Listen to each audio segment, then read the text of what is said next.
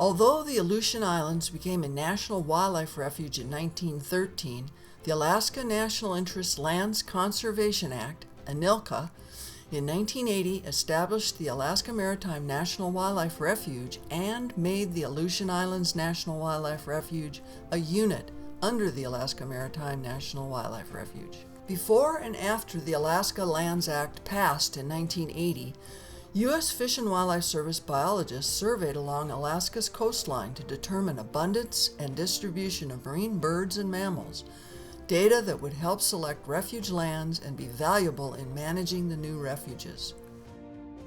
Surveys of the Aleutians began in 1936 and 1937 with Olaus Muir's work that documented most of the larger marine bird and mammal rookeries and confirmed the devastating impacts of fox farming.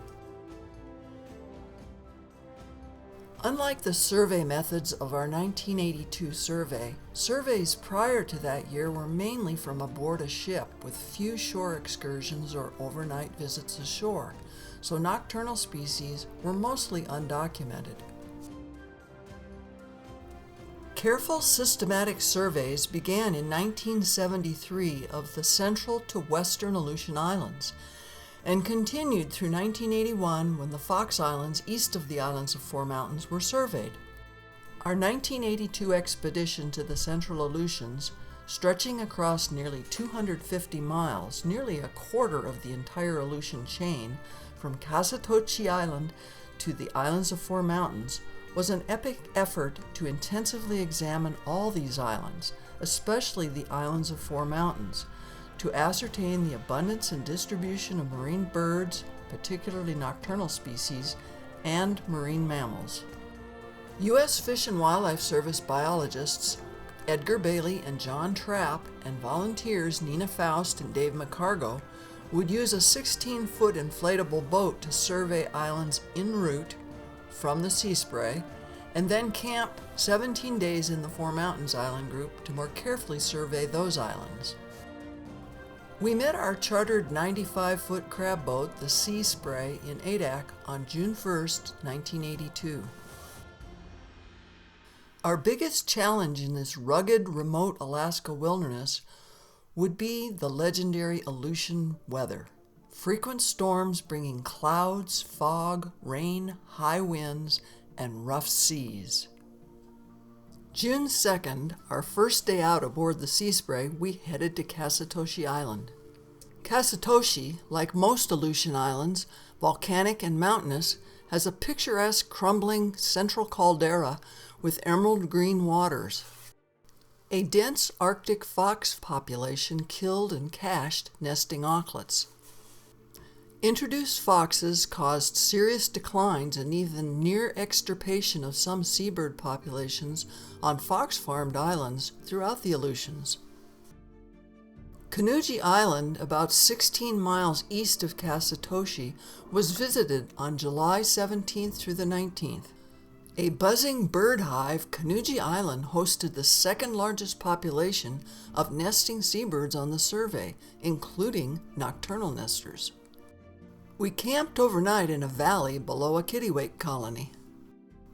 That night, a symphony, thousands of nocturnal bird calls resounded over the valley. The next morning, hundreds of parakeet auklets twittered on rocks and water below, while overhead crested auklet flocks swooped down slope from crevices above camp, performing intricate aerial displays and dramatic swooping descents, skimming above the tent in an accelerating dive for the sea. Several days were spent surveying shorelines along Atka and Amlia Islands and the small offshore islands and islets, but our time was constrained by Sea Spray's schedule. By afternoon on June 8th, we crossed Seagram Pass, heading for anchorage in a bay on Seagram Island, where 70-knot winds blasted off the island. Jagged, sheer lava cliffs wind down to the shore from the rugged 3,500-foot Pyre Peak, and the island has only low, scanty vegetation and is very dry. These rugged lava areas still hosted remnant nocturnal seabird populations. In 1982, Arctic foxes, descendants of foxes introduced in 1924, still preyed on seabirds and were fairly common. A couple of interesting observations of birds were a great knot and 3 sandhill cranes flying by Mound Hill Point. June 12th, we crossed Amukta Pass to Amukta Island. Most of Amukta is lava and areas of bare cinders, some spots warm to the touch, and steam rising from the cinders at higher elevations on the north. 60 years of fox predation had likely decimated the huge colony of storm petrels on the southeast portion of Amukta. This island had the least vegetation, and hiking through the rough lava fields with crevices and big upright lava formations required full attention. We only heard a few petrels calling when we visited this area. Not surprising, as Amukta was the top producer of foxes in this part of the Aleutians during the fox farming era before World War II. In 1983, U.S. Fish and Wildlife Service removed the foxes on Amukta. June 18th, with weather too fierce for small boats, Sea Spray found a calmer anchorage to escape the willowas in Crater Cove on Unalaska. Ashore, some 800 sea lions and 150 pups were hauled out on a beach next to a large black lava flow.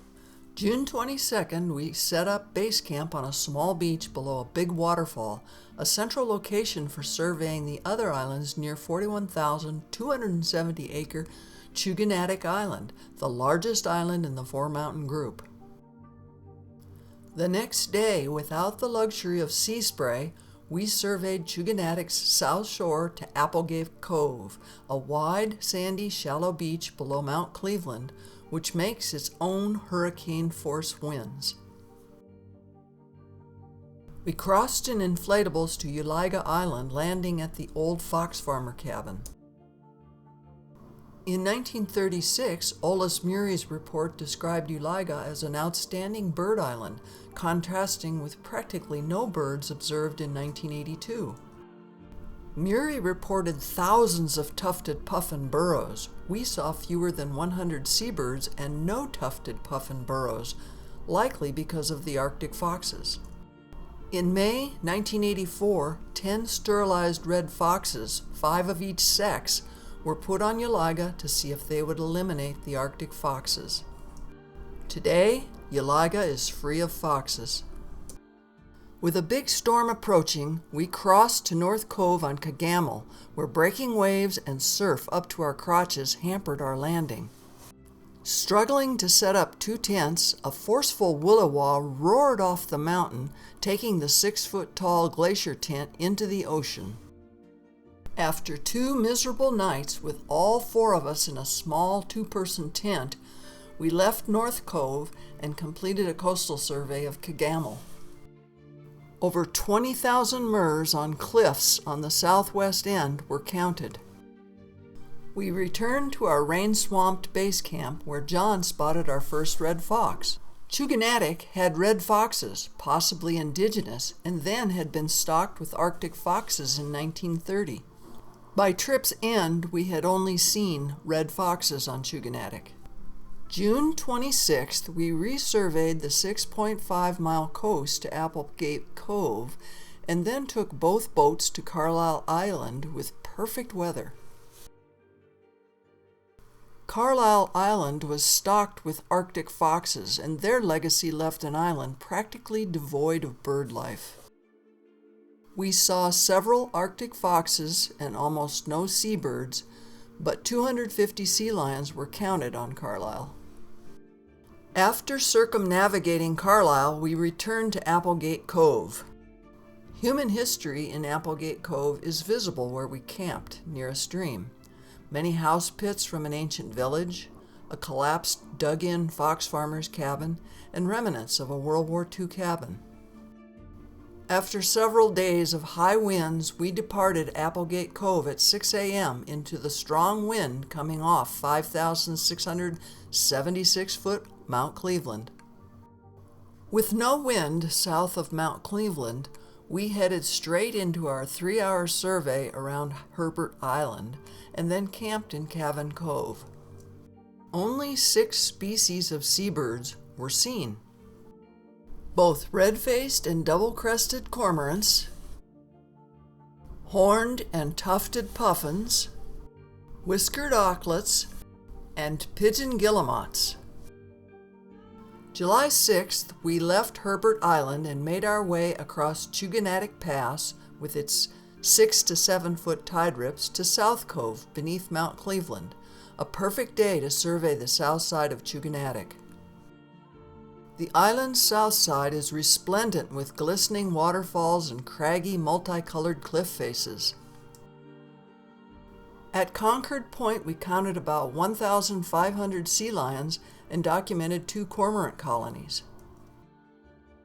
We made it safely through Concord Point's 10-foot standing tide rips and returned to base camp. July 9th, Sea Spray arrived at base camp. 2 hours later, Sea Spray headed back to Yulaga to overnight in a cove before returning to Chagulak. Chagulak, like Baldier Island in the Western Aleutians, did not have foxes released on the island, and so these 2 are the largest and most diverse marine bird colonies in the Aleutians. And Ed suspected Aleutian Canada geese were nesting on Chagulak. Our survey found 19 seabird species and estimated over 1 million seabirds on Chagulak, 80% of all nesting seabirds found in our survey area. Grassy areas were packed with thousands of fulmar nests and riddled with tufted puffin burrows. Likely more than 500,000 northern fulmars nested on Chagulak. We hiked up through a dense fulmar colony, searching for Aleutian Canada geese. Dodging orange, foul-smelling, oily digested food fulmars spew out in a 3 to 4 foot long stream when stressed. We returned to where we had seen a flock of 60 geese on June 16th. A grassy-covered, fairly flat ridge extending below a slope with the type of grass the geese like was a promising area. At 1,000 feet, we found goose scat, heard a goose honk, and then glimpsed a pair at a distance. Finally, we located 2 pairs and 1 nest with 4 eggs. We were ecstatic, especially Ed. Best birthday present ever for a biologist. Chagulak was now a second nesting area for endangered Aleutian Canada geese. July 11th, we left for Adak, surveying the south sides of Amukta and Atka Islands along the way. Remote, picturesque, and lovely, Atka Village, nestled in a verdant valley on Atka Island, was a chance to learn local history and culture. With ongoing threats of offshore oil and gas development, commercial fishing, and other potential increases in human activity, this 1982 survey provides baseline data of marine bird and mammal populations. Increasingly rapid climate change makes it imperative that we cease or seriously mitigate development effects to avoid further species losses and irreversible consequences to our oceans.